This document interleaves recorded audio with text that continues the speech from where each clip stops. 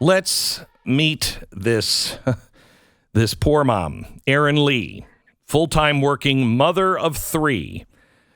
Hi, Erin. How are you? Hi, Glenn. I'm well. Thanks for having me. You bet. You bet.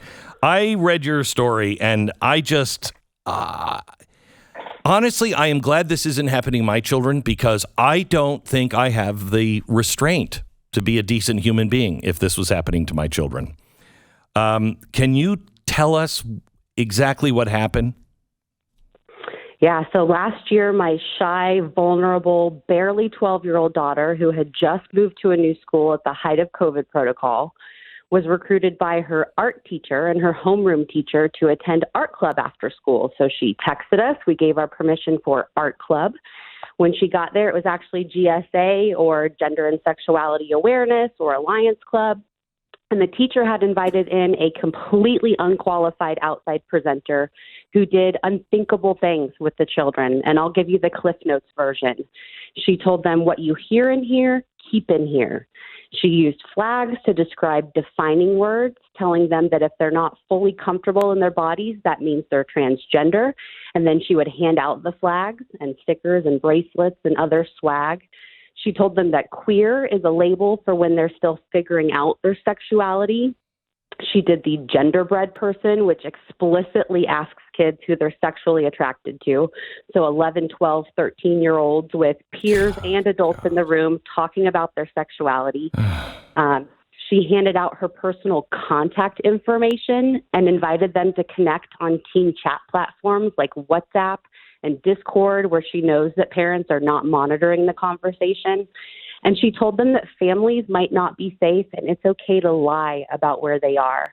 And in fact, the art teacher, as my daughter was leaving the room that day, pulled her aside and said, remember, you don't have to tell your mom. Okay, so what happened? You bring this up. I've seen the emails. What has happened? So thank God my daughter got in the car and I could see on her face when I picked her up that something was wrong. And so we probed, and we're really fortunate that she told us what happened. We've seen all kinds of horror stories about teachers and presenters like this leading kids down this transgender path, you know, leading them into medical transition. So we're lucky we caught it right when it happened. Heavens. Somehow remained calm enough to follow the appropriate channels. I mean, we were livid. We were confused. We didn't even believe this was real at first. So our first step was to contact the woman who gave her personal information to my child. And her response was delusional. It doubled down on everything that she did. So we demanded a sit down with the principal, and he confirmed that this, in fact, happened in secret, that they always hold this meeting in secret, because as a public school, they have to offer children a safe space. So essentially a safe space from their families. We took it to the school board. They ignored my pleas for months. When I finally got a sit down with a board member, it turns out she's best friends with the woman who came into the classroom. Oh, my gosh. She volunteers with her organization. This woman has an organization called Skittles for kids 5 to 11 to talk about their sexuality and gender identity. And our school board member volunteers with Skittles. So we realized, and again, those FOIA emails showed that they immediately colluded. When I objected to what happened, they immediately colluded with the school board to keep me quiet. They referenced parents who find out as barriers that the school board has removed. They talked about sending social services into my home because I didn't like what they did with my child. Right, this one is so far. I mean, all of it is over the line. But when they actually suggest that maybe we need to do a well check on this child, basically internally saying, is there something that the school district can do to put this parent in their place? Maybe they're being abused. This child's being abused. Or maybe because they are transgender, and the parent doesn't want to admit it. So we're going to send in a well check team. That is a direct threat to you. Absolutely. And my daughter had never expressed gender dysphoria before. She never expressed that she'd had any trouble at home. They never spoke to me I never spoke to any of the people that did these things before they decided to talk about calling CPS. I think they knew we were at our most vulnerable moment as a family that they caused. And in the state of Colorado, if my child had said to CPS that I wasn't affirming her transgender identity, I firmly believe they would have removed her from the home. Oh, yeah, they would have. And the people knew this, right, when they suggested that CPS come to our home to remove our child. And if our child is not under our care, then they have full control of her brain and her heart. My gosh, Erin, can you believe you live in the United States of America? Colorado is off the rails in particular, but this is happening everywhere. I mean, this isn't just unique to California and Colorado. This is happening in conservative states and conservative communities, this kind of secretive sexuality programming and vilifying parents, assuming that parents are evil until proven innocent. It's happening everywhere. So where does it stand now? Still has not been addressed. Nothing has happened. Nothing has happened. We got a lot of false promises from school administration. A lot of, they showed empathy. And I realize now it was just gaslighting. They realized the repercussions that could potentially happen. And it's happening right now for them. And they tried really hard to keep me quiet by making false promises. But my FOIA requests and their actions show me that it was just gaslighting. So do you have any other parents that are standing with you? It felt for a long time like I was alone on an island with this issue, and I wanted to believe it was an isolated incident, and the more we've looked into it, we realized just how deeply this agenda runs in our school district. Oh, yeah. I mean, obviously the school board is involved, the teachers' unions are involved at the local level, at the state level. So we realized that this is an issue that isn't going away. The teachers' unions, can you tell me about the involvement of the teachers' unions? Yeah, well, they're just deeply involved with our school board, with our decisions. The woman who was in the classroom, this outside presenter, is an employee of the county health department. We have proof that she's had multiple meetings with the local school board president. School union president. So we've just realized that they're all deeply entrenched with each other. So what are you going to do now? I know your child is out at a Christian school doing fine now, but what are you going to do? Yes, and I have a second grader who remained in the school district for the rest of this year, who will now be moving to a charter school that was founded on, the principles of parental rights, and it's really a pretty conservative school. So we're lucky that we removed our children, but parents need to get louder. Community members, grandparents, we have to speak up, especially at the school board level, and let them know that what they're doing isn't okay. Demand curriculum transparency. Other parents need to get their kids out of this district. It's not safe.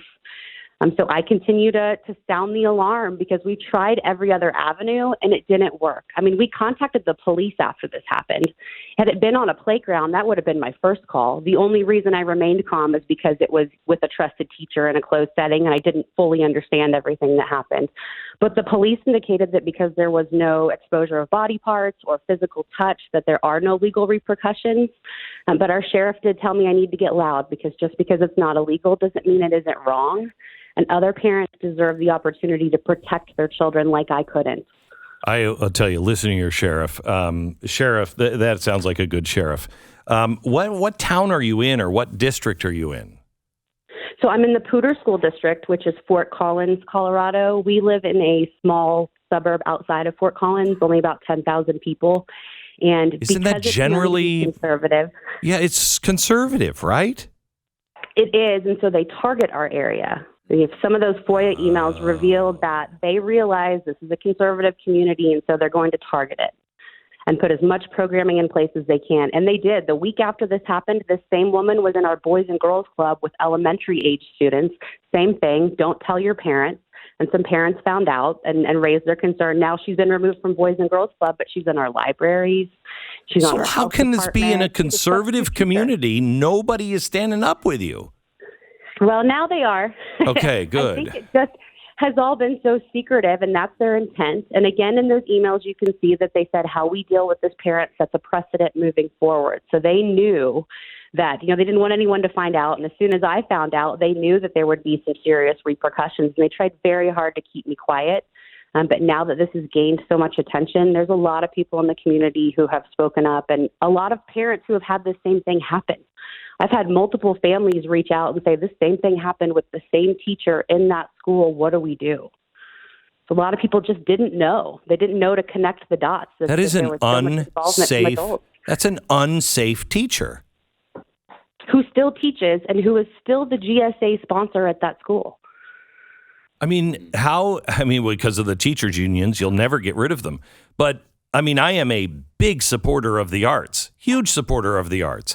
I'm an artist myself, and my children's school really, doesn't have, the arts in their school. It's a academic school, so they don't do the arts very well. And I have to tell you, it bothers me, but I would never put my kid in that art class with I think that's an unsafe teacher. When I can't go and meet with a teacher and know that I'm hearing the truth about what my child is doing, I got no time for you. These people think, like Joe Biden said, that these are their children while they're there. No, they're not. You work for me. I don't work for you.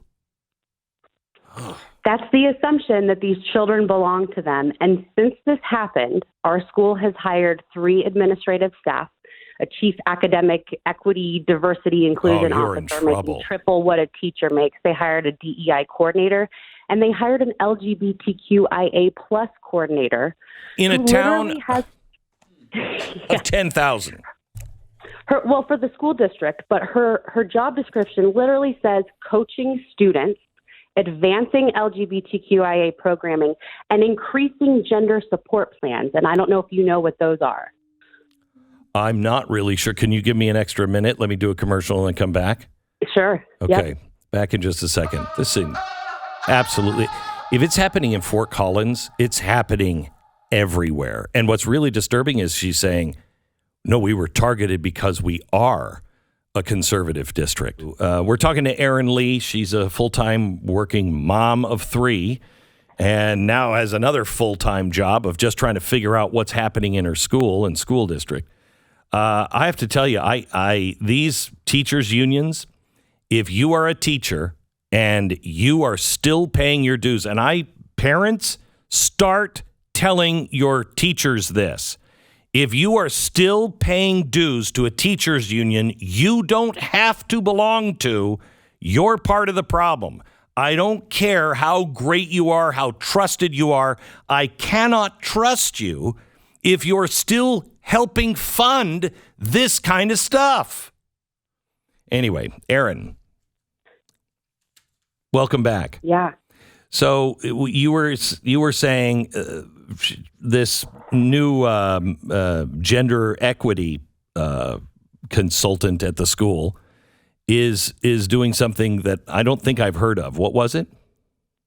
Gender support plans, and they're secretive. So I'm not shocked that you haven't heard of them, but everyone needs to be aware because they do these everywhere. It's not just here in Colorado. It's happening everywhere. These gender support plans are essentially transition plans for children.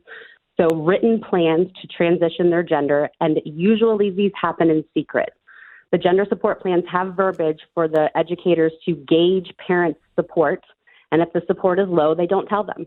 And it's happening in our elementary schools here, and this person was hired to increase gender support plans, so secretly transitioning kids in our public schools. This is evil.